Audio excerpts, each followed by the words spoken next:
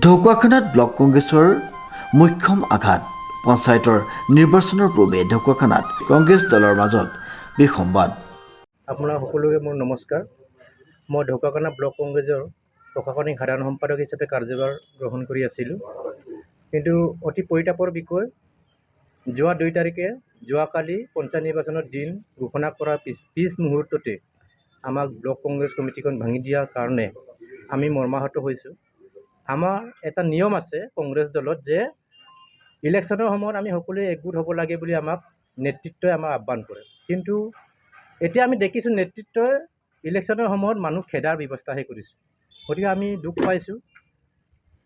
আমি প্ৰতিটো মণ্ডলত গৈ ৱাৰ্ডে ৱাৰ্ডে আমি এই মানুহসকলে আমাৰ মণ্ডলৰ সভাপতিসকলৰ সহযোগত আমি ৱাৰ্ড মেম্বাৰ খেলিবৰ কাৰণে মানুহক ভৰিত ধৰি, AP মেম্বাৰ খেলিবৰ কাৰণে ভৰিত ধৰি, জিলা পৰিষদ খেলিবৰ কাৰণে মানুহৰ লগত কথা বতৰা পাতি আমি প্ৰস্তুতি আগবঢ়াই নিছিলোঁ। আমাক এই মাজৰ পৰা আমাৰ আচলতে কংগ্ৰেছটো তেওঁলোকে ভাল হোৱাটো বিচৰা নাই কাৰণে এইটো কাম কৰিছে বুলি আমাৰ অনুভৱ হৈছে। গতিকে আমি ভূপেন বৰা ছাৰক অনুৰোধ জনাব বিচাৰিছোঁ, তেওঁ এই কথাখিনি কিমান দূৰ গম পায় নাপায় নাজানো। আমি বাৰম্বাৰ তেখেতক আমি জনাইছিলোঁ যে আমি পঞ্চায়ত নিৰ্বাচনলৈকে এই কমিটিয়ে আমি কাম কাজ কৰোঁ। যিহেতু যিসকল মানুহক এতিয়া দায়িত্ব দিছে বৰ্তমান, তেওঁলোক আচলতে আমাৰ এই সাংগঠনিক কাম কাজবিলাকত বৰকৈ জড়িত নাছিল। গতিকে আমি সেই কথা কোনেও আমি জনাইছিলোঁ। ডক্টৰ সুৰজিৎ দলে ডাঙৰীয়া 2026 চনত মানে MLA খেলিম বুলি তেওঁ আহিছে। কিন্তু বিগত লোকসভা ইলেকশ্যনত তেওঁ BJPৰ হৈ কাম কৰা আমাৰ পৰিলক্ষিত হৈছিল আৰু তেওঁ কৰিও আছিল।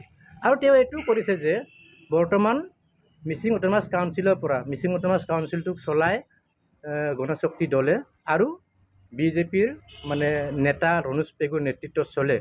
তেওঁ কিন্তু বৰ্তমান এই আমাৰ মিচিং অট'নমাছ কাউন্সিলৰ পৰা কেনেকৈ এজন কংগ্ৰেছৰ পৰা টিকেট বিচৰা মানুহজনে কেনেকৈ। উল্লেখযোগ্য যে ঢকুৱাখানা ব্লক কংগ্ৰেছৰ সভাপতি হিচাপে সত্য চমুক নিযুক্তি দিয়াক লৈ সৃষ্টি হৈছে অন্তকণ্ডলৰ। পঞ্চায়ত নিৰ্বাচনৰ দিন ঘোষণা কৰাৰ দিনাই অসম প্ৰদেশ কংগ্ৰেছ কমিটিয়ে ঢকুৱাখানাৰ ব্লক কংগ্ৰেছৰ সভাপতি হিচাপে নিযুক্তি দিছিল সত্য চমুক। ইয়াকে লৈ ক্ষুণ্ণ হৈ পৰিছে ঢকুৱাখানা ব্লক কংগ্ৰেছৰ প্ৰাক্তন সভাপতি তৰুণ চেতিয়াৰ লগতে অসম প্ৰদেশ কংগ্ৰেছ কমিটি আৰু জিলা সমিতিৰ একাংশ কাৰ্যনিৰ্বাহক সদস্য আৰু ঢকুৱাখানাৰ 12টা মণ্ডলৰ সভাপতি সম্পাদক তথা মহিলা কংগ্ৰেছৰ বিষয়ববীয়াই দলৰ দায়িত্বৰ পৰা অব্যাহতি লয়। আজি এই সন্দৰ্ভত এখন সংবাদমেল সম্বোধন কৰি এনে হঠকাৰী সিদ্ধান্তৰ বিৰুদ্ধে তীব্ৰ ক্ষোভ প্ৰকাশ কৰি সভাপতি ভূপেন বৰাকো কটু সমালোচনা কৰাৰ লগতে কংগ্ৰেছ কমিটিৰ মুখপাত্ৰ সুৰজিৎ দলেকো ক্ষুধাৰ সমালোচনা কৰে।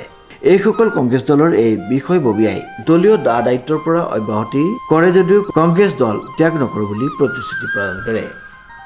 কংগ্ৰেছ কৰ্মীক প্ৰশ্ন কৰিবলৈ যায়, সুধিবলৈ যায় যে কি কাৰণত তৰুণ চেতিয়া দেৱৰ নামৰ মানুহজনক অসম প্ৰদেশ কংগ্ৰেছ কমিটিয়ে ঢকুৱাখানা ব্লক কংগ্ৰেছ কমিটিৰ সভাপতি পদৰ পৰা অব্যাহতি দিলে। তাৰ কোনো কাৰণ এজন ব্যক্তিয়েও আপোনালোকৰ আগত, ৰাইজৰ আগত, বাতৰি কাকতত, টেলিভিছনত প্ৰকাশ কৰিব নোৱাৰে। কাৰণ এই কাৰণটো এতিয়ালৈকে আমাকো জানিবলৈ দিয়া নাই। কেৱল আমাক কালি জানিবলৈ দিছে যে সভাপতি তৰুণ চেতিয়াক অব্যাহতি দিয়া হৈছে আৰু এজন ব্যক্তিক, যিজনৰ কংগ্ৰেছত কোনো অৱদান নাই, কংগ্ৰেছৰ প্ৰতি কোনো কাৰ্য কৰাৰ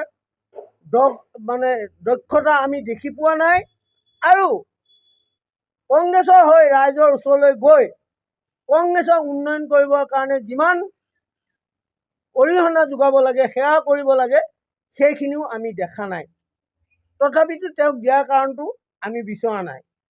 কিন্তু আমাৰজন যিজনে নিষ্ঠা, সততা আৰু আন্তৰিকতাৰে দলৰ প্ৰতি সেৱা আগবঢ়াই আহিছিল, মই প্ৰদেশ কংগ্ৰেছৰ দায়িত্বত থকা সময়ছোৱাৰ কথা নকওঁ, তাৰ আগৰ পৰাই মই যিটো দেখিছোঁ, সঁচা অৰ্থত শ্ৰী তৰুণ চেতিয়া দেৱে সভাপতি দায়িত্ব লোৱাৰ পিছত নিজৰ সৰ্বস্ব ত্যাগ কৰি, দোকান ব্যৱসায় সকলো ত্যাগ কৰি কেৱল দলটোৰ উন্নয়নৰ কাৰণে কাম কৰি নিজক ত্যাগ কৰিছিল।